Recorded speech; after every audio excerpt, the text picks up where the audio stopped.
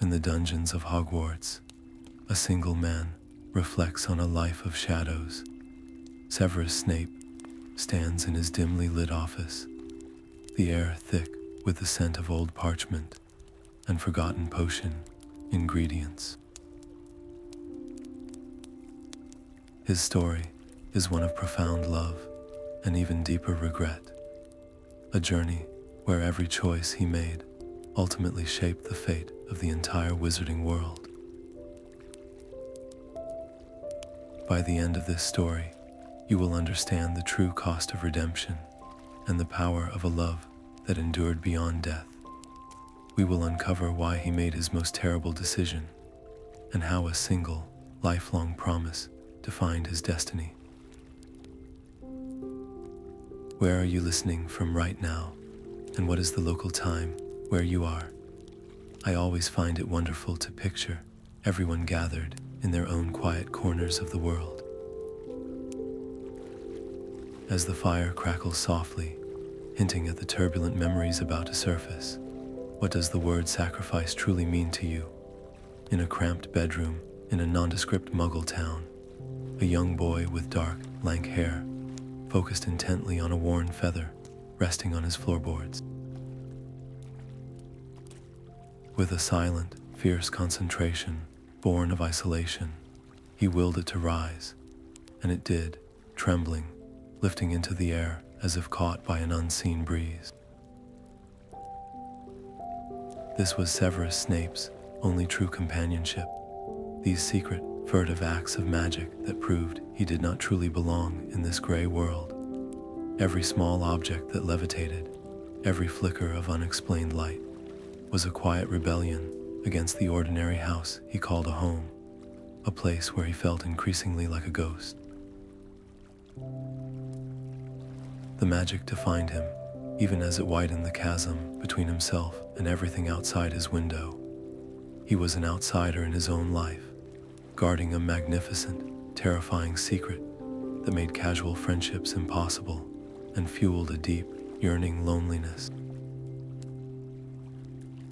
His only solace was the stack of library books about the wizarding world, their pages filled with tales of a castle called Hogwarts, a place that sounded less like a school and more like a promised land. He made a decision, then, in the solitude of his room, to fully embrace this other world. It was not a casual wish, but a vow. He would belong there, no matter the cost. The stakes of his hidden life grew with every accidental magical surge, every plate that rattled too long on its shelf, risking the very discovery he feared. The tension was a constant hum, a silent scream building behind his eyes, pushing him ever closer to an escape he could only dream of. That desperate longing for a world that understood his strange, powerful heart would soon be answered by the sharp tap of an owl's beak against his windowpane, a sound heralding the beginning of everything. The long-awaited envelope, stamped with the crest of a lion, an eagle, a badger, and a snake, felt less like paper and more like a key. Severus read the list of required books and equipment, his heart pounding not with joy, but with a kind of grim triumph. This was his official summons, his ticket out. In the weeks that followed, he transformed his bedroom into a makeshift library, poring over every magical text he could find.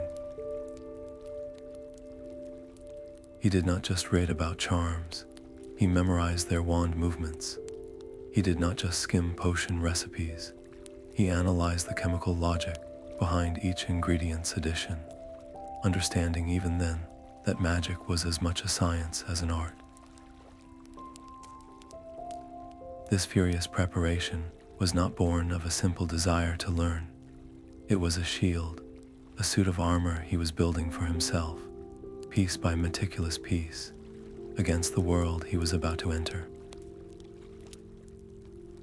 Every page he turned fortified a fierce, burning hope that at Hogwarts he would finally be seen not as a strange boy from a broken home, but as someone powerful, someone worthy of respect. This ambition became the core of his very being, a quiet flame that warmed him against the chill of his own household. His father's dismissive snorts from the other room, the muttered comments about freaks and nonsense, only hardened his resolve. Each skeptical glance was another brick in the wall Severus was building between his old life and his new one. He would prove himself. He would excel so brilliantly that no one, not even the most pure-blooded wizard, could look down on him. He made a silent vow to himself in the dusty light of his room, a promise that would dictate every choice he made for years to come. He decided to dedicate himself entirely to his studies, with a particular focus on the complex, precise, and often dangerous art of potion making. It was a field that rewarded patience, intelligence, and a certain ruthless precision, qualities he already possessed in abundance. The stakes of his entire future were now irrevocably tied to a castle in Scotland.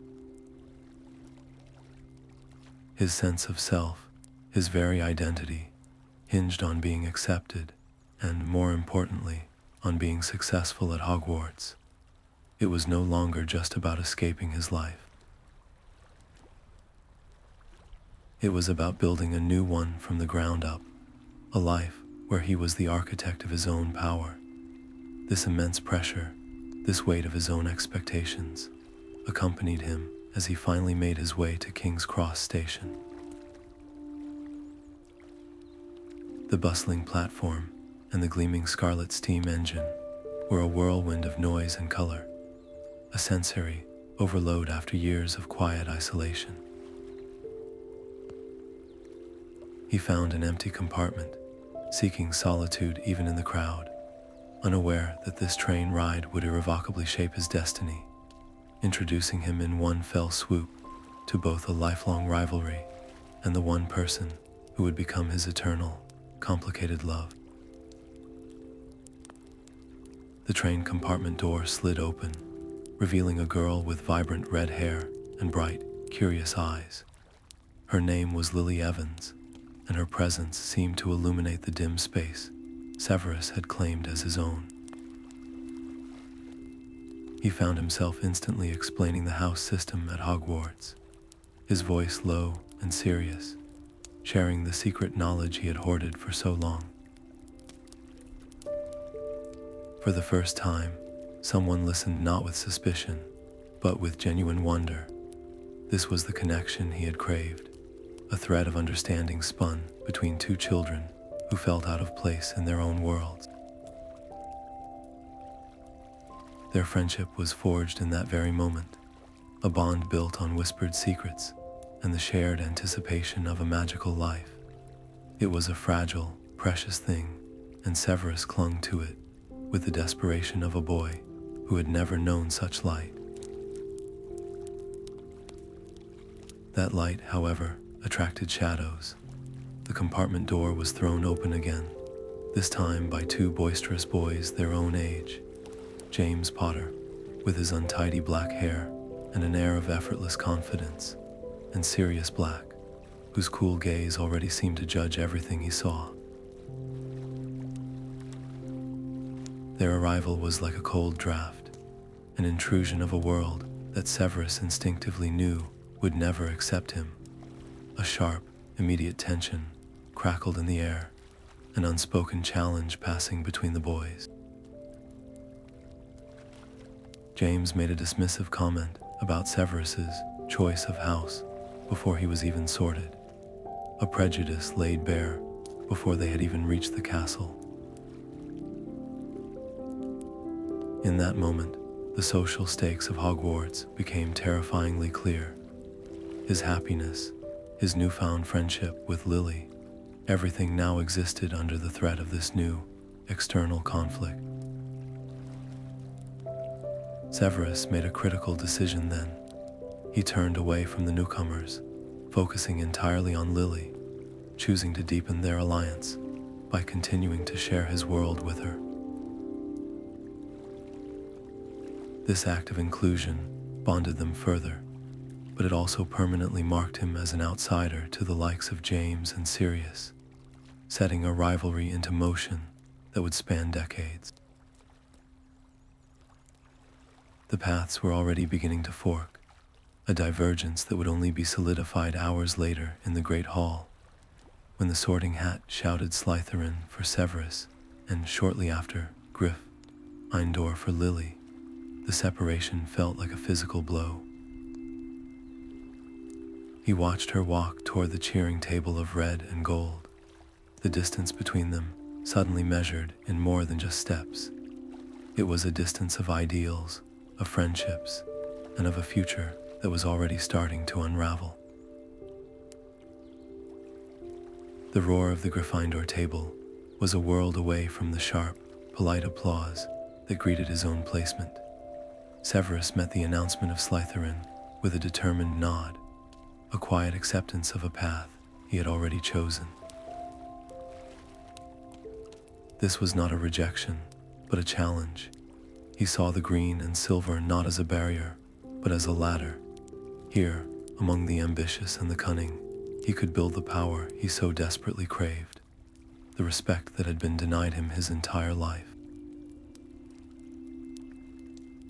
Yet his eyes remained fixed on Lily as she took her seat, the vibrant red of her hair, a stark contrast to the gold and scarlet surrounding her. A chasm had opened between them in the space of a minute, one measured in house colors and competing values. His desire for her friendship now warred constantly with his drive to prove himself in Slytherin, a quiet conflict that would define his every day. He made a conscious decision to fully embrace his new identity, to learn its rules and master its social landscape. He would become so indispensable, so formidable in his own house, that no one would dare question his place. But this very ambition raised the stakes for his bond with Lily. Their lives began to diverge instantly, pulled into separate orbits by different friends, different common rooms, and a growing cultural divide between their houses. In the drafty stone halls of Hogwarts, surrounded by whispers of ancient bloodlines and future allegiances, the lonely boy from Spinner's End would soon seek a deeper sense of belonging, finding it in circles that value the very darkness he was learning to wield. The stone walls of the Slytherin common room felt like a fortress, a place where his intellect was a currency more valuable than his last name. Here, among the sons and daughters of old wizarding families, Severus found a different kind of acceptance.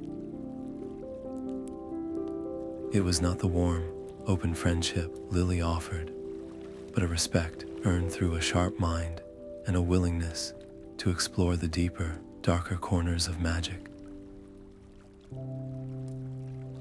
He began spending time with older students who spoke in hushed, reverent tones about the dark arts, not as a villain's tools, but as a complex and powerful branch of magic that the school timidly avoided. They shared books with him, texts that explained advanced jinxes and protective enchantments that bordered on the forbidden. Each new spell he mastered was another layer of armor, another step toward becoming someone who could not be ignored or mocked. The intoxicating sense of control was a stark contrast to the powerlessness he felt in his own home. Yet, with every new piece of dark knowledge he acquired, he could feel the delicate thread connecting him to Lily stretching thinner.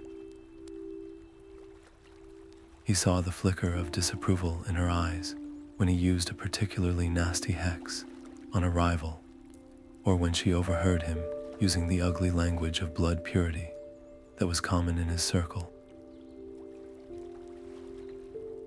He faced a silent war within himself every day, his growing fascination with this potent, shadowy magic clashed directly with his knowledge of what Lily valued, of the clear line she drew between right and wrong.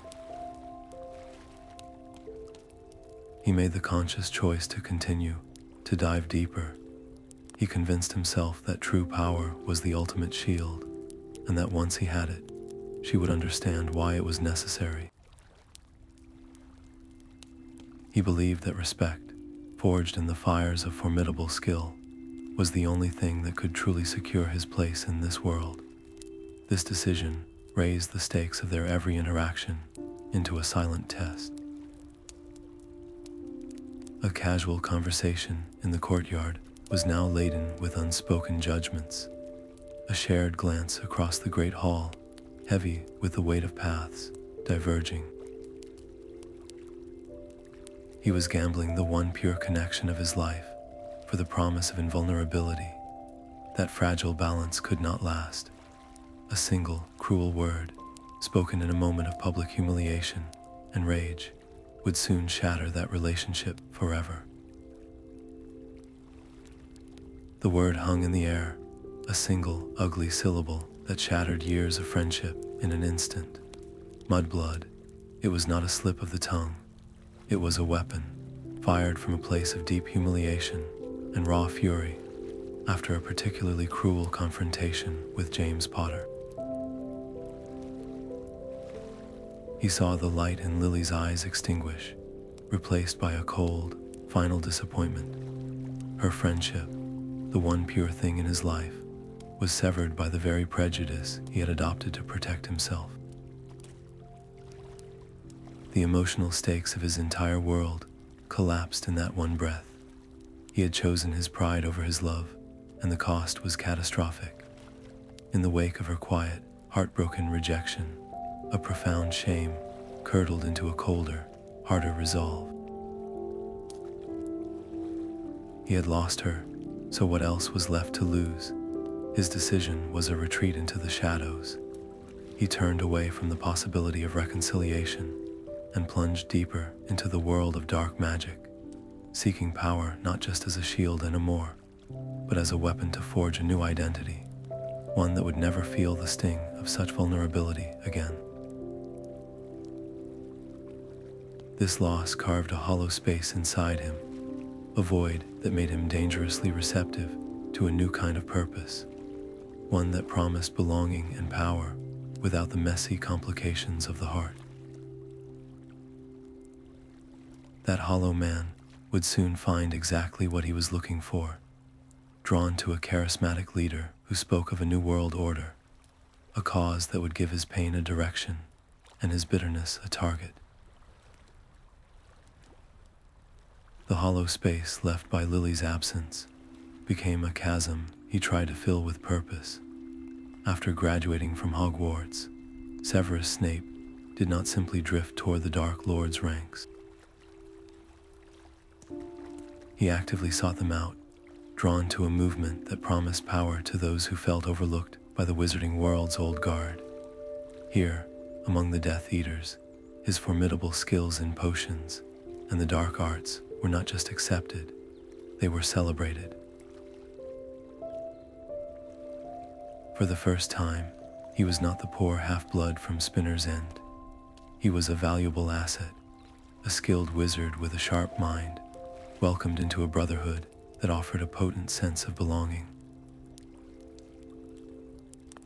This new identity was a powerful antidote to years of loneliness and rejection.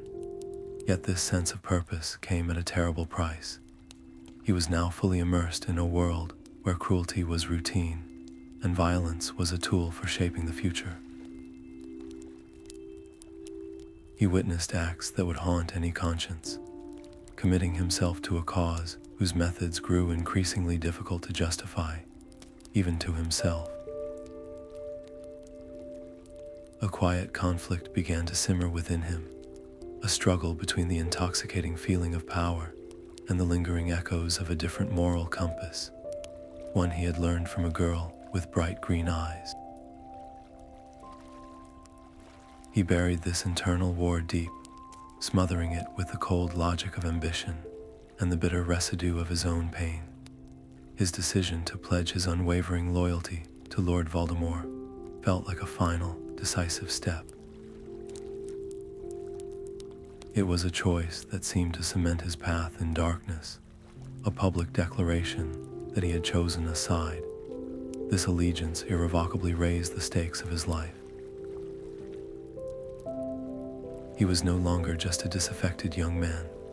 He was a sworn follower of a violent movement, bound by magical oaths and a shared ideology that celebrated purity and power above all else. His every action now carried the weight of life and death, tethering his destiny to a terrifying and unpredictable force. This binding loyalty would soon be tested beyond anything he could have foreseen, when a single, chilling prophecy overheard in a dusty pub would force him to confront the horrifying reality of the cause he had chosen. The air in the Hog's Head Inn was thick with dust and the smell of stale butterbeer. Severus Snape, positioned in the shadows of a dim corner, was not there for a drink. His presence was a duty, his ears tuned to the low murmur of conversations around him, a silent sentinel gathering information for the Dark Lord. Then, from a nearby table, a woman's voice, airy and detached, cut through the ambient noise.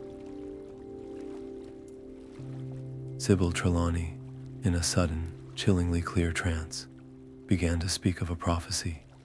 She spoke of one with the power to vanquish the Dark Lord, born as the 7th month dies to parents who had thrice defied him. In that moment, the dusty air seemed to freeze solid around him. Every instinct as a spy screamed that this was the most crucial piece of intelligence he would ever uncover. His duty was clear, a command etched into his very being by the dark mark on his arm. Report, immediately.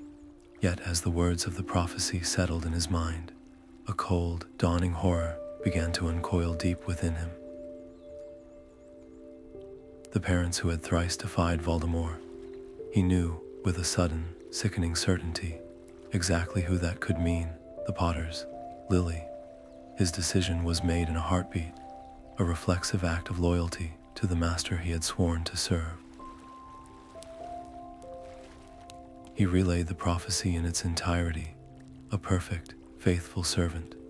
But with that act, he had unknowingly signed a death warrant. The stakes were no longer about politics or power.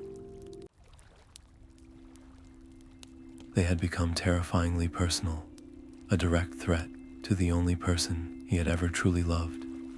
He had set a terrible chain of events into motion with his report, a ticking clock that would lead directly to a small house in Godric's Hollow. The devastating result of his own actions would soon send him on a desperate quest for redemption, a path born from the very horror he had helped to create. The full weight of his own actions crashed down upon him in a single, suffocating moment. Severus Snape did not hesitate. He abandoned his post, his mission, everything, and fled into the night. His only destination, the one man he had once considered his enemy. He found Albus Dumbledore in his office, the usual twinkle in the headmaster's eyes replaced by a grave and piercing stillness. The plea that tore from Severus's throat was raw and desperate, a complete surrender. He begged for the protection of Lily Potter, and only Lily. He offered everything he had, anything Dumbledore demanded, in return for her safety. In that stark request, he revealed the true depth of his transformation. He was no longer a Death Eater pleading for a comrade. He was a man willing to betray his master, his cause, and his own pride for the sake of a love he had already lost. This was not a strategic defection. It was a frantic, last-ditch attempt to undo the horror he had set in motion, a direct consequence of the prophecy he had delivered. Dumbledore's response was a quiet, devastating challenge.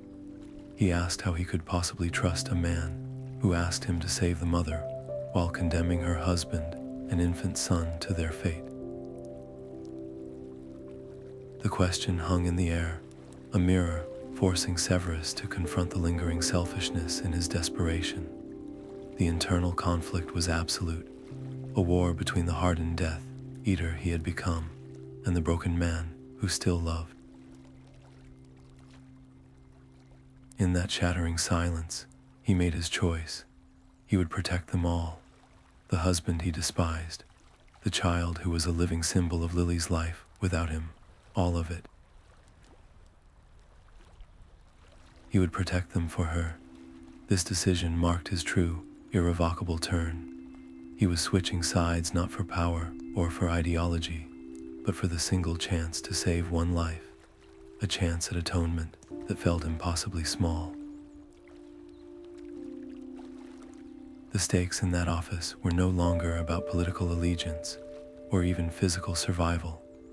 They were about the redemption of his very soul. By pledging his life to Dumbledore's cause, he was accepting a lifetime of penance. He was trading the overt power of the Death Eaters for the shadowy, unthanked role of a double agent, a role that would demand endless lies and constant danger. His oath to protect Lily's son was not just a promise, it was a chain that would bind him for the rest of his days, a source of profound sorrow that would color every interaction, every sacrifice. This vow, born from guilt and a love that refused to die, would come to define the remainder of his life, setting him on a path where every success was a secret and every loss was a private torment. His new life was a labyrinth of whispered secrets and silent alarms. Severus Snape became a ghost in two worlds, trusted by neither and truly at home in none. He would sit in the shadowy halls of Death Eater gatherings, his face a mask of cold allegiance, while his mind meticulously catalogued every name, every plot, every vulnerability he overheard. Later, in the deceptive safety of Dumbledore's office, he would parcel out this intelligence, each piece of information, a small stone added to the fortress of the resistance. This double existence demanded a constant, exhausting performance. A single misplaced word, a fleeting look of hesitation, a moment of misplaced pity, and the delicate web he had spun would collapse, resulting in a swift and merciless end. The danger was a cold companion that walked with him every single day, a chill that never left his bones. This external peril was matched only by the war raging within. Every time he looked at Harry Potter, he did not see the child he had sworn to protect. He saw the arrogant boy who had tormented him, James Potter, staring back at him with Lily's eyes. It was a cruel, daily torment. His instinct was to loathe the child, to turn away from the living reminder of his own loss and failure. Yet the memory of Lily, the searing guilt of his role in her passing, was a chain that pulled him back, forcing him to act against every bitter feeling. He had to protect the boy, to ensure her sacrifice was not in vain, even if it meant saving the face of his old enemy. This internal conflict became the central tension of his existence, a private battle fought behind a wall of sneering indifference. His decision to fully commit to this path was his ultimate act of penance. He accepted the profound isolation it required, understanding that he could never have a friend, never have a confidant, never lower his guard for even a moment. He willingly embraced a life where every relationship was a potential liability, every kindness a possible trap. The stakes of this choice were absolute and unending. His success meant the continued, fragile hope of the wizarding world. His failure meant not only his own death, but the triumph of the very darkness he had helped to create and now sought to destroy. This relentless pressure, this life lived on a knife's edge, required a perfect public disguise. His role as the intimidating potions master at Hogwarts would soon become the most stable and yet most complicated layer of his elaborate cover. The dungeons of Hogwarts became his sanctuary and his stage. As potions master, Severus Snape commanded a classroom of simmering cauldrons and silent apprehension, his black robes cutting a stark figure against the damp stone walls. His voice, a low, measured drawl, could wither a student's confidence with a single, well-placed criticism. He cultivated this atmosphere of dread deliberately. It was the perfect camouflage. Behind the mask of the cruel, unapproachable professor, he could watch Harry Potter with an unblinking intensity, monitoring every spell cast near him, every ingredient added to his potion, for any sign of danger. Each biting remark and docked point was a calculated move, a performance designed to convince both the watching world and the boy himself that there was no kindness, no hidden loyalty lurking beneath the surface. This persona, however, came at a profound personal cost. The fear in the student's eyes, the whispered insults he knew they shared, deepened the chasm of his isolation until it felt like a bottomless pit. He was utterly alone, playing a role that required him to be the very thing he had once rebelled against, an authority figure who inspired terror rather than respect. The internal conflict was a constant, grinding pressure. When Harry stumbled, a part of him wanted to offer a quiet word of guidance, a subtle correction. But he always chose the harsher path, publicly shaming the boy to maintain the integrity of his cover. He believed this bitter facade was essential, a necessary sacrifice for the greater good, even as it meant becoming the villain in Harry's story. Every interaction was a test of his resolve, a painful exercise in pushing away the child he was sworn to protect. The emotional stakes of this delicate dance were immense, a high-wire act where a single moment of softened expression could mean disaster. This carefully constructed world of shadows and secrets was a fragile one, and the return of the Dark Lord would soon threaten to shatter it completely, forcing Severus to play his most dangerous role yet. The Dark Lord's return was a seismic shock that reverberated through every layer of Severus Snape's carefully constructed life. The call was not a request. It was a summons, a pull from the dark mark on his arm that demanded absolute obedience. He had to walk back into the snake's den, to kneel before the very horror he had sworn to destroy, and pledge a loyalty that curdled his soul. The danger of his position was no longer a calculated risk. It was a constant, suffocating presence. To maintain his cover, he was forced to witness and sometimes participate in acts of cruelty that left permanent stains on his conscience. Every performance of devotion, every carefully crafted lie told in Voldemort's presence, was a high-wire act over an abyss. A single misstep, a fleeting moment of hesitation in his occlumency shields, and the most powerful legilimens in the world would see the truth and obliterate him. He was perpetually torn, his mind a fortress under siege, shielding Dumbledore's secrets, while his body stood in the heart of the enemy's camp. The conflict was an internal scream, a relentless war between his mission and the visceral horror of being so close to the source of so much suffering. In the face of this unimaginable pressure, his decision was a testament to a will of iron. He chose to continue the deception, placing his complete and utter trust in Albus Dumbledore's long, intricate game. He buried his own revulsion, his own fear, and became the perfect servant, all while feeding crucial information to the Order of the Phoenix. The stakes of this choice were absolute. It was no longer just about his own survival, or even Harry Potter's safety.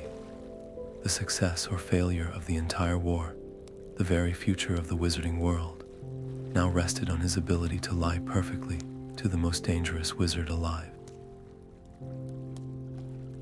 This immense burden was a weight he carried alone, a secret so heavy it shaped his every breath, and soon, a terrible promise made in a moment of desperation would demand the ultimate sacrifice from him, forcing him to become the architect of his own deepest sorrow. The promise made in Dumbledore's office now faced a terrible and literal test. Narcissa Malfoy, her face pale with a mother's desperation, stood before him in the gloom of a borrowed home. She did not ask for his help. She demanded a magical contract, an unbreakable vow that would bind his life to the success of her son Draco's deadly mission. To refuse would shatter his cover, revealing a loyalty he could not afford to show. To agree was to willingly wrap a noose around his own soul. He looked at her, this woman gripped by a fear he understood all too well, the fear of losing someone you love to a cause you cannot control. In that suspended moment, he made a choice that would haunt him. He extended his hand, allowing the magical chain to form, a bond of fiery magic that sealed his fate. The internal conflict was immediate and absolute. He was now magically compelled to ensure Draco succeeded in killing Albus Dumbledore, the very man he was sworn to protect. This was no longer mere deception. It was a direct collision of oaths, a trap where every path forward seemed to lead to a form of damnation. The vow raised the stakes from political intrigue to a matter of profound personal morality. Could he become a murderer to maintain his cover? Could he sacrifice the one person who had offered him a path to redemption, all for the sake of the greater war? His decision to make the vow was a monumental gamble, a terrible sacrifice of his own peace, locking him into a role that demanded he play the villain in truth.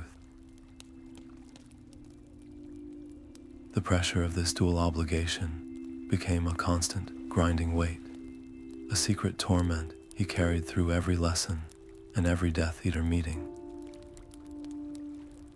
He was now walking a path laid with invisible tripwires, where a single misstep could mean his end, either by the vow's magic or by the wand of the Dark Lord. This unbearable tension would soon culminate high atop the castle, on the astronomy tower, where every promise he had ever made would demand its final price. The cold night air on the astronomy tower was a physical shock. Before him stood Albus Dumbledore, weakened and pleading, his words a quiet command Severus had dreaded for months. Do it. The wand felt like a shard of ice in his hand. When the words of the killing curse left his lips, a flash of blinding green light tore through the darkness, a sight that would sear itself onto the back of his eyelids forever. This was not an act of murder, but one of profound and terrible mercy, a final, agonizing service to the only man who had ever trusted him with the whole, ugly truth. In that single, irreversible moment, he sacrificed his last shred of honor, becoming the villain the world needed him to be. The immediate consequences were a deafening roar of chaos and grief below. To every student and professor at Hogwarts, he was now a traitor, a murderer who had struck down a beloved headmaster in cold blood. The hatred in their eyes was a fire he had to walk through, his face a mask of cold indifference, as he fled the castle he had secretly vowed to protect. His cover was not just broken, it was annihilated, forcing him to run to the very enemy he was betraying. The internal conflict was a silent scream that threatened to tear him apart. He had just ended the life of his mentor, his commander, the architect of his redemption. The weight of that sin was an anchor on his soul, a permanent stain he would carry for the rest of his days. His decision to follow through with Dumbledore's plan was the ultimate test of his loyalty, a choice that required him to willingly damn his own name and sever his last tether to any form of public grace. The stakes of this horrific act were the entire war. This single, terrible deed was a crucial piece in a long and intricate game, a necessary move to maintain Voldemort's trust and ensure the Dark Lord's eventual downfall. By becoming the most hated man in the wizarding world, he was buying a final, desperate chance for a victory he would never be credited for. Now completely alone, Severus Snape vanished into the shadows, a ghost with a purpose. From the darkness, he would have to find a way to guide the final, fragile hope of the wizarding world to its conclusion. A silent guardian whose greatest protection was everyone's belief in his monstrous guilt. The headmaster's office felt like a gilded cage, its towering shelves of books and whirring silver instruments now a prison of his own making. Severus Snape sat in Albus Dumbledore's chair, a usurper playing a part so deep it threatened to consume him entirely.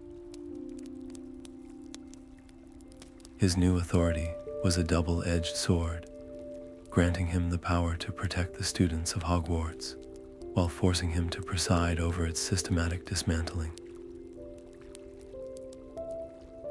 Under his watch, the Carrows, two of Voldemort's most vicious enforcers, taught dark arts and Muggle studies as courses in cruelty. He could not openly stop them. His only path was a dangerous, subtle sabotage, a delicate dance performed under the ever-watchful eye of the Dark Lord. Every decision was a calculated risk. When a student was caught defacing a portrait of the headmaster, he would assign a detention so severe in name that the Carrows were satisfied, while secretly ensuring the punishment was merely tedious and exhausting, not physically harmful. He would intercept reports of rebellious activity, burying them in paperwork or redirecting inquiries to protect the children involved. He became a master of bureaucratic obstruction, using the very rules of the institution he was supposed to be corrupting to shield its heart. This silent war waged from the headmaster's study came at a profound personal cost. To the students, he was a monster, a traitor who had sold their school to the enemy. Their hatred was a palpable force in the corridors, a burden he accepted as part of his penance. From the Death Eaters, he faced constant, simmering suspicion. Any sign of softness, any hesitation in enforcing a brutal new decree could mean a fatal visit from the Dark Lord himself. The internal conflict was a relentless storm. How many small compromises with darkness could he make before he lost himself completely? He decided to use his position to its absolute limit, to become the perfect, loyal servant on the surface, while actively working to undermine the regime from within. He channeled information to the Resistance, tipped off the Order of the Phoenix about planned raids, and did everything in his power to make Hogwarts a place where hope, however faint, could still survive. The stakes of this impossible balancing act were measured in the lives of every child within the castle walls. A single misjudgment, one moment of misplaced mercy witnessed by the wrong person, could lead to a wave of arrests, torture, or worse. He was the lone guardian of a fragile flame in a hurricane of darkness, and the pressure was an unending, suffocating weight. This intricate and perilous performance could not last forever. As the forces of light and darkness converged on the castle for a final, desperate battle, the time for subtlety would end, and the man behind the mask would have to deliver his most vital truth.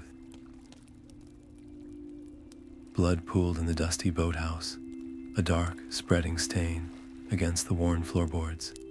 Nagini's strike had been swift and final, the venom burning through his veins with a cold fire.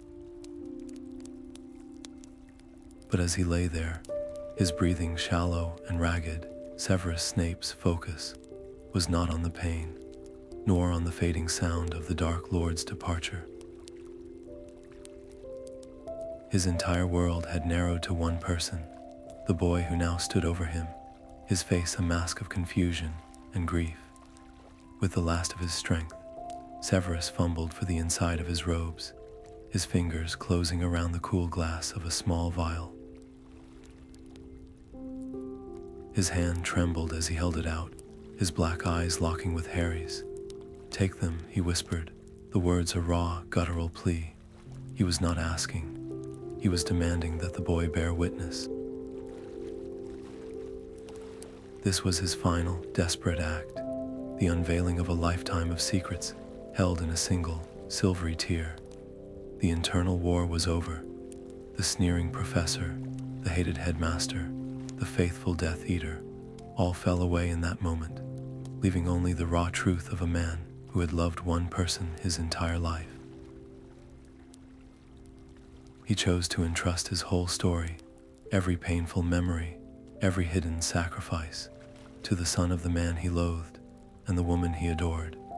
It was an act of absolute faith, a surrender of the mask he had worn for so long that it had become a part of his skin. The stakes in that dusty, quiet boathouse were the highest they had ever been. This was not just about clearing his name. It was about ensuring that Lily's sacrifice and his own would not be in vain. It was the final, crucial piece of the puzzle that Albus Dumbledore had left for Harry to find, the key to understanding how to finally end the war. He needed Harry to see, to truly know, that every difficult choice, every moment of perceived cruelty, had been in service to a promise made long ago. As the silvery essence of his memories, his very soul, spilled from his lips and into the vial, he was not just giving Harry information.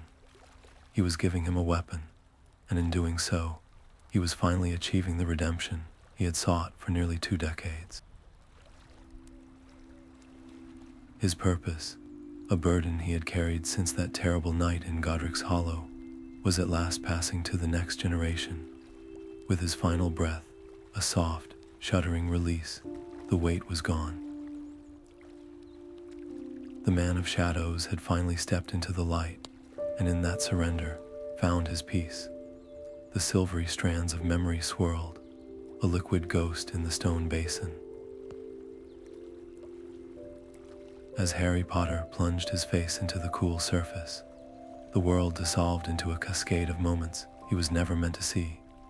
He witnessed the first meeting on the train, a lonely boy finding his first friend.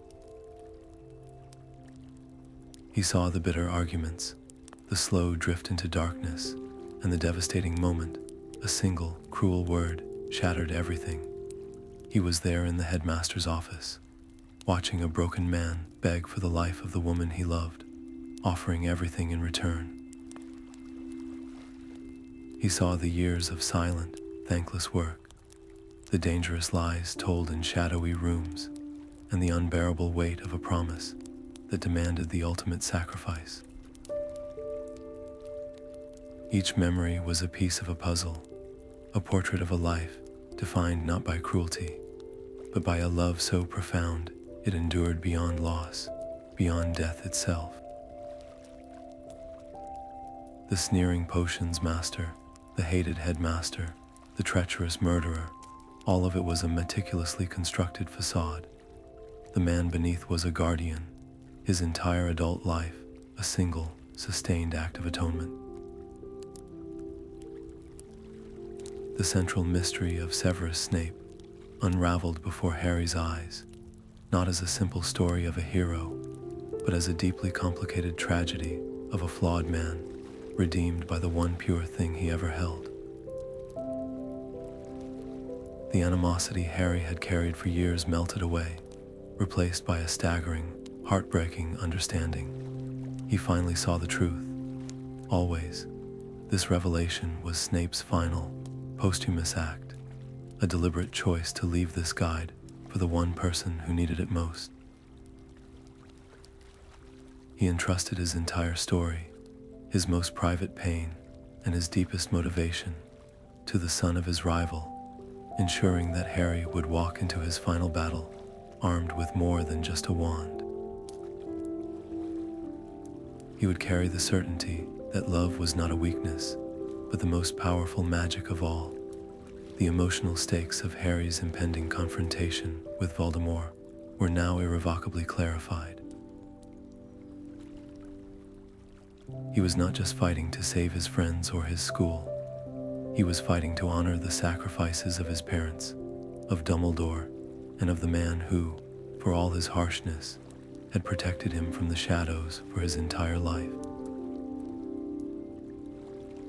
This knowledge became his shield, a profound truth that would make him invulnerable in a way the Dark Lord could never comprehend. The echoes of the final battle had barely faded when a new, quieter struggle began. In the weeks that followed, as the wizarding world scrambled to rebuild and to publicly honor its fallen heroes, one name was conspicuously absent.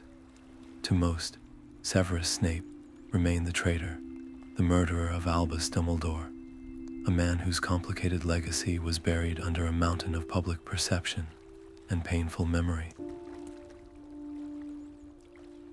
But for Harry Potter, the weight of that unfinished story was a constant, pressing concern. He had been given the ultimate truth, a burden and a gift he now felt compelled to share, at least in part. He made a deliberate choice, one that felt as crucial as any spell cast in the heat of battle. He sought out the portrait that had been painted for the headmaster's office, the final piece of a headmaster's recognition. With a quiet determination, he personally saw to its installation, hanging it beside the other former leaders of Hogwarts. This was not a casual gesture. It was a formal declaration, an act of posthumous restoration that granted Snape a measure of the institutional respect he had secretly defended for so long. Harry then went further, speaking openly to the ministry and to the press. He did not reveal the full, painful depth of Snape's memories, guarding that private man's most intimate wounds. Instead, he spoke of unwavering bravery, of a sacrifice so complete it demanded recognition. He framed Snape's story as one of the war's greatest acts of courage, a man who walked alone in the shadows so that others could live in the light. The conflict between Snape's public reputation and his private pain was at last resolved. The sneering mask was finally put to rest, replaced by a legacy of quiet honor. For Harry, this decision was the final, necessary step in his own understanding. It was an act of profound gratitude, a way to repay a debt that could never truly be settled. By ensuring Snape was remembered as a hero, Harry completed the man's long, lonely journey for a recognition he never sought in life. The stakes of this quiet campaign were for history itself. It was a battle over memory, over who gets to define a life. Would the wizarding world remember only the villain he pretended to be, or would it learn the truth of the guardian he became? Harry's choice ensured that the portrait in the headmaster's office would not be a ghost of a traitor, but a permanent reminder of the war's most complicated savior. In the quiet of the restored castle, his memory would finally find peace. The dust settled not just on the castle's stones, but on the collective memory of a generation.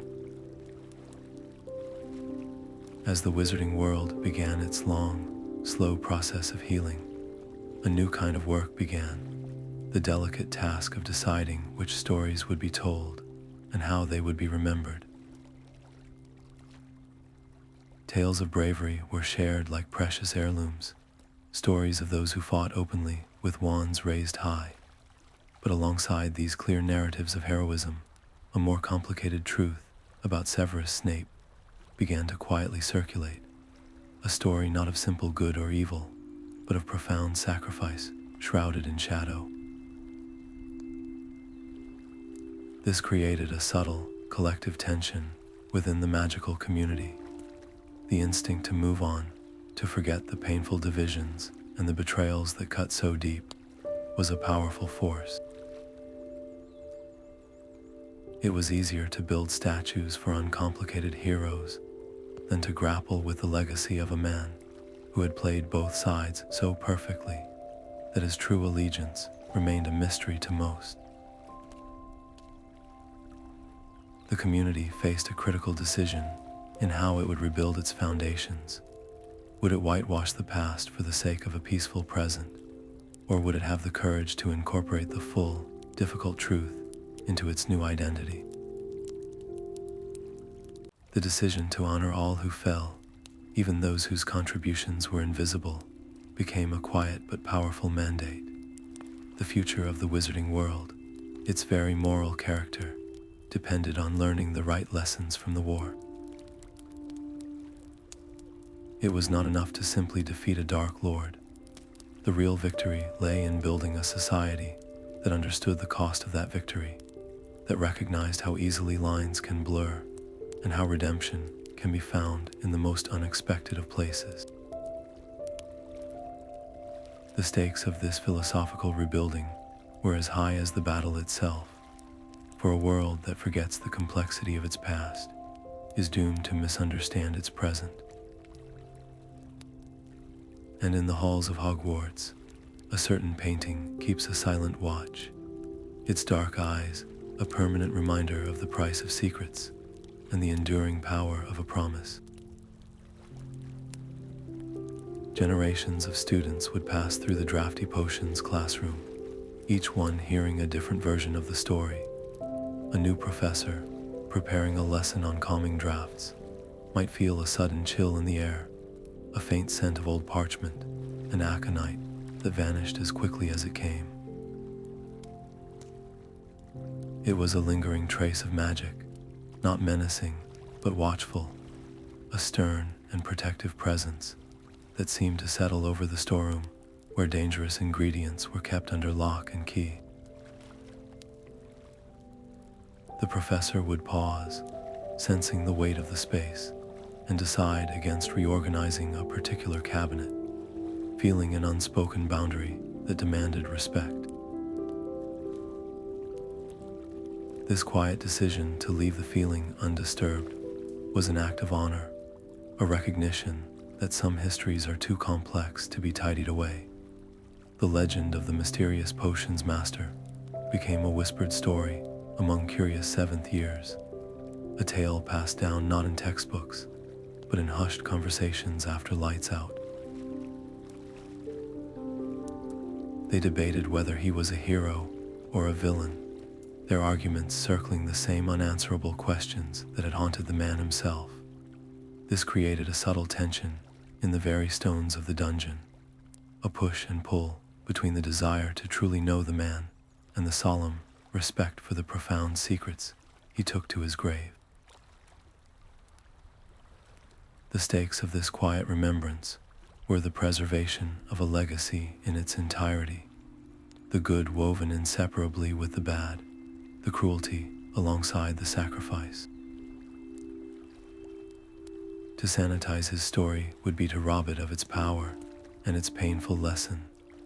The story of the half-blood prince, scribbled in the margins of an old textbook and etched into the heart of the castle, would never truly be forgotten. The air in Godric's Hollow was still and cool, carrying the faint scent of damp earth and old stone.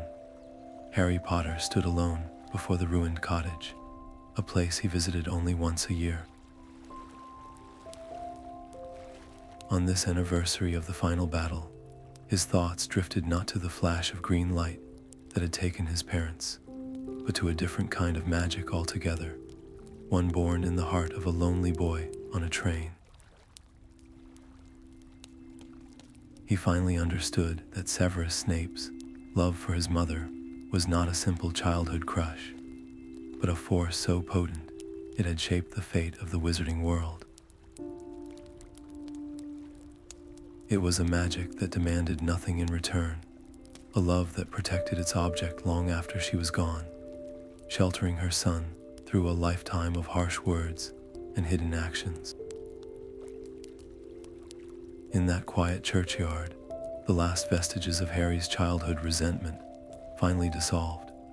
The bitter potions master and the silent guardian merged into one complete, tragically flawed man, and Harry's internal conflict over him simply vanished, replaced by a profound and settled peace. He made a quiet decision then, one that felt both right and respectful. The full, painful truth of Snape's memories, the raw anguish and desperate longing, would remain a private family story, a guarded tribute shared only with Ginny and their children. This was not an act of secrecy, but of reverence, a way to honor the intensely personal nature of a sacrifice that was never meant for public consumption. The personal stakes of his own history were now fully resolved. He could remember his parents with joy and remember his protector with a hard-won gratitude, his own heart no longer divided by the complicated legacy of the man who had loved Lily Evans. That enduring love became a quiet legend in its own right, a story not of grand battles, but of a promise kept long after the person it was made for had gone. The portrait of Severus Snape rarely spoke, but when it did, his words cut through the quiet of the headmaster's office with a familiar, chilling precision. A new headmaster, struggling with the delicate task of reinstating the cursed offense against the dark arts post, received only a single, muttered sentence from the painted figure. Do not consider Baddock. His record in dueling is more theatrical than tactical. The advice was unsolicited and delivered with a sneer, yet it was undeniably accurate, steering the school away from a potentially disastrous appointment. This was the complex legacy of the man now bound to the canvas. His strategic mind, so essential in life, continued its silent work, a ghost in the machine of Hogwarts. He offered no comfort, no encouragement, only the cold, hard facts necessary for the castle's protection. The dynamic for any headmaster seeking his counsel was one of immense frustration. You had to parse his barbs for the buried wisdom, enduring the sharpness of his tongue to uncover the diamond of his insight. He never made it easy. The portrait made a conscious choice to engage, to break his long silences only when the school's safety was on the line. This was his final, unending duty, a continuation of the vow that had defined his existence. The stakes of his cryptic interjections were perpetually high. For the legacy of the castle he called his only true home depended on the vigilance of all its guardians, even those made of paint and memory. His watchful eyes from the gilded frame ensured the castle's deepest secrets were kept, and its future secured, one sharp, reluctant piece of advice at a time. A decade after the final battle, a heavy, leather-bound volume quietly appeared on the shelves of Flourish and Blots. Its title was simple yet provocative, A Modern History of the Wizarding Wars, and within its pages lay a chapter that would slowly reshape public memory. The author, a meticulous historian, had conducted extensive interviews with Harry Potter, who had finally consented to share a measured version of the truth. The text did not paint a saint. It detailed Severus Snape's bitter childhood, his attraction to the dark arts, and his capacity for genuine cruelty, but it also laid out, with cold, factual precision, the monumental courage of his double life. For the first time, the conflict between his often reprehensible actions and his profoundly selfless motivations was laid bare for the entire wizarding world to see and to debate. The consequences were immediate and divisive. Letters flooded the Daily Prophet, some readers expressing outrage that a traitor was being given any credit, while others wrote of a newfound, complicated respect. A more nuanced understanding began to emerge, not as a single accepted truth, but as a persistent, uncomfortable question that challenged the comfortable categories of hero and villain. The historians who compiled this account made a deliberate and difficult choice. They decided that for the historical record to have any lasting value, it had to include the full, contradictory story. This was a choice that complicated the simple, victorious narrative many preferred, forcing the community to confront the messy reality that sometimes the greatest goods are achieved by the most flawed people. The stakes of this intellectual and moral reckoning were for the soul of history itself. Would the wizarding world be honest enough to remember its past in all its difficult shades of gray, or would it choose the simpler path of myth? The debate over the nature of Severus Snape's soul would, of course, continue in pubs and sitting rooms for years to come, but his deeds, once hidden in shadow, were now an undeniable part of the official record. The old textbook felt different from the moment Albus Severus Potter pulled it from the dusty cupboard. Its cover was worn, its spine cracked with age, but it was the handwritten scrawl that filled the margins that truly captured his attention. Here, next to the standard instructions for a draft of living death, was a single, elegant word, Sectum Sempra, with a footnote describing its use for enemies. The official text spoke of one method, but the notes in the margin proposed a far more efficient technique, a subtle substitution of ingredients that transformed a difficult potion into a work of simple, brilliant art. Albus, who had always struggled to keep his own cauldron from smoking, found himself following the anonymous tips, his potion turning a perfect shade of lilac, exactly as the notes predicted. For the first time, he was not just following instructions, he was understanding them. The genius in the margins spoke to him in a way his professor's lectures never had, unlocking a hidden language of magic that felt intuitive and powerful. This newfound success, however, was shadowed by the weight of his own name. Every time he read the inscription, "Property of the Half-Blood Prince," he was reminded of the two men he was named for, one a beloved headmaster, the other a figure of immense complexity. He felt the pressure of that legacy, a constant, quiet question of whether he could ever live up to such a complicated history. His decision was to treat the book not as a simple cheat sheet, but as a personal guide. He began to study the notes with the same intensity he imagined his father had, seeing in the precise handwriting a direct link to a past that was both frightening and fascinating. The stakes of this private study were deeply personal. It was not about getting better grades, but about understanding a piece of his own identity, about connecting with a mysterious benefactor whose brilliance was undeniable, yet whose intentions remained shrouded in mystery. Through those handwritten notes, a spark of the old genius was passed on. A forgotten corridor near the astronomy wing suddenly gave way, its ancient stones crumbling under the weight of a misplaced bludger from a poorly supervised practice session.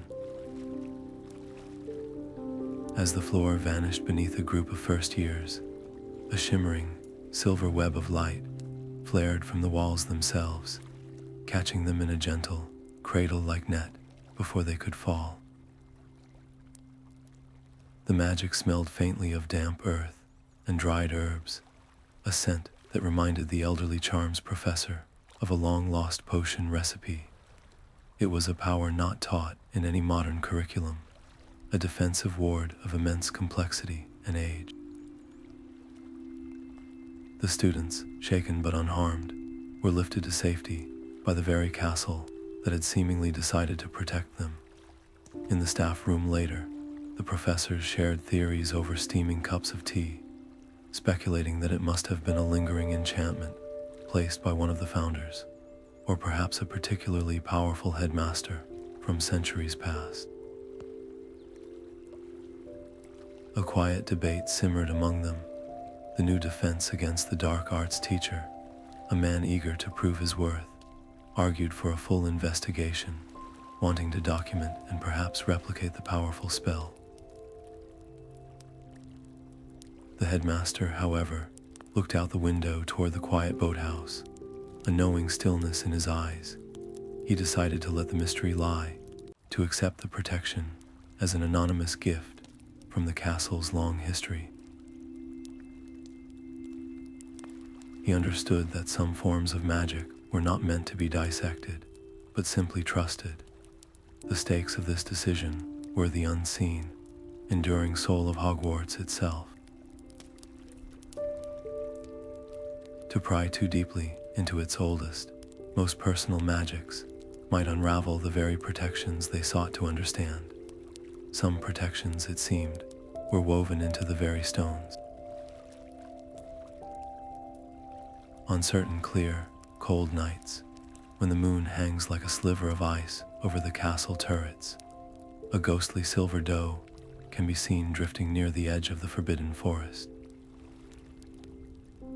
It moves with an impossible grace, a creature of pure, condensed light that casts no shadow, its presence a whisper of warmth against the winter chill. Students who have been lucky enough to glimpse it speak in hushed tones of the profound calm that washed over them, a sudden quieting of all their fears and anxieties. They do not know its origin, only its effect, a brief, beautiful mystery in the dark. This gentle tension between the desire to solve the puzzle and the simple peace of accepting the gift defines the doe's appearances. For the very few who know the truth, who understand that this is the same Patronus that once guided a sword to a frozen pond, the sight is a sacred one. They make a conscious choice in that moment to simply watch it pass, to offer no explanation to the curious, to let the secret rest. This decision is an act of profound respect, a way of honoring the memory of a love so powerful it could conjure a shield of light long after the man who cast it was gone. The stakes of this silent vigil are the preservation of that very love, a magic made manifest not for glory, but as a final, enduring testament. It was a reminder that some magic never truly fades, a sentiment that echoed in the quiet resolve of another guardian, one who had also loved Lily Potter, and whose own protective instincts were now being tested in ways he never anticipated. The fire in the dungeon office crackled softly, its light dancing across jars of pickled ingredients and casting long, shifting shadows. The current potions master, grading essays well past midnight, paused as a flicker of movement caught their eye. For a single, suspended moment, the flames threw a stark, bat-like silhouette against the far stone wall, a shape that felt both foreign and deeply familiar. It was there and then gone, a trick of the light that left the air humming with a sudden, silent weight. The professor sat perfectly still, the quill frozen in their hand, as the profound history of the room seemed to press in from all sides. This was not a place of simple lessons and simmering cauldrons. It was a space where immense secrets had been kept, where a life of profound sacrifice had been meticulously planned within these very walls. A brief, eerie chill traced its way down their spine, a natural reaction to the uncanny presence that had just brushed against the edge of perception. But just as quickly as the chill arrived, it was replaced by a strange and undeniable sense of reassurance. The shadow had not felt menacing, it felt watchful. With a slow, deliberate motion, the professor placed their quill down and gave a single, respectful nod toward the empty chair behind the large, dark desk. It was not a gesture of fear, but of acknowledgement, a silent thank you to the previous guardian of this quiet space. They then picked up their quill once more and returned to their work, the scratch of the nib against parchment, now sounding like a continuation of a conversation started long ago. The stakes in that quiet office were not about life and death in that moment, but about the continuity of a sacred trust, a tradition of silent mentorship that transcended the boundaries of time itself. The castle itself seemed to remember its guardians, its stones holding the echo of every spell cast in defense of its students, every secret whispered in the dark to ensure its survival. The young witch's dream was not a gentle fantasy, but a stark and silent confrontation in a familiar classroom. The air was thick with the scent of peppermint and something sharper, like old regret. Standing before her was not a ghost, but a vivid memory of the man himself, his dark eyes holding hers with an unnerving stillness. He did not speak of spells or potions. Instead, he simply watched as her own life played out before them, a tapestry of small, critical moments where fear had made her choices for her. She saw herself staying silent when a friend was bullied, turning away from a difficult truth, choosing the easier, safer path again and again. Then the vision shifted, and she saw another path, one built on harder choices, made not from a place of inherent strength, but from a conscious decision to be brave. The message was not spoken aloud, but it echoed in the very fabric of the dream. It is our choices, far more than our abilities, that show who we truly are. The stern figure offered no comfort, only this profound and challenging truth. She awoke not with a start, but with a slow, deep breath, the weight of that lesson settling into her bones. The internal war she had fought for so long, the doubt about her own capacity for good, simply quieted. It was not about being born a hero. It was about deciding to become one difficult choice at a time. Her decision was immediate and clear.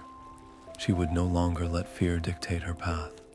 She would find the courage to speak up, to stand for what was right, even if she had to stand alone. This personal resolve changed everything, shifting the course of her own story. The stakes of this quiet, internal victory were immense, for the shaping of a single young life ripples outward, influencing countless others. And so, the lessons of the past, born from a lifetime of hidden sacrifices, continue to guide the future, one brave choice at a time. His final moments were not a surrender, but a deliberate act of completion. As he lay bleeding in the dusty boathouse, Severus Snape understood that this was the final, necessary step in a plan decades in the making. His life was no longer his to save, but his truth was. He fixed his gaze on Harry, the boy who was the living embodiment of all his love and all his loss, and he gave his last command. He offered the silvery essence of his memories, the unvarnished record of his entire existence. This was not a confession, it was a weapon, the final piece of intelligence in a long and secret war. Every bitter word he had ever spoken to Harry, every moment of perceived cruelty, was now justified in this single, selfless transfer of understanding. He had spent his life building a fortress of lies to protect this one fragile truth, and now, with his dying breath, he handed over the key. The profound love that had been his guiding star and his deepest torment was no longer a secret he carried alone. In that act, the man who had lived in the shadows finally stepped into the light, achieving a redemption not through a grand, public gesture, but through the quiet, ultimate gift of clarity. He ensured that Lily's sacrifice would not be in vain, and that the war could be won by entrusting his whole story to the one person who needed to hear it. His long and painful mission was at last over. His portrait does not smile, but its presence offers a quiet absolution. Severus Snape's story endures not as a simple tale, but as a profound meditation on the human capacity for change, a legacy woven from equal parts shadow and light. He was the cruel professor who nurtured a bitter rivalry with a child, and he was the selfless guardian who shielded that same child with his very life.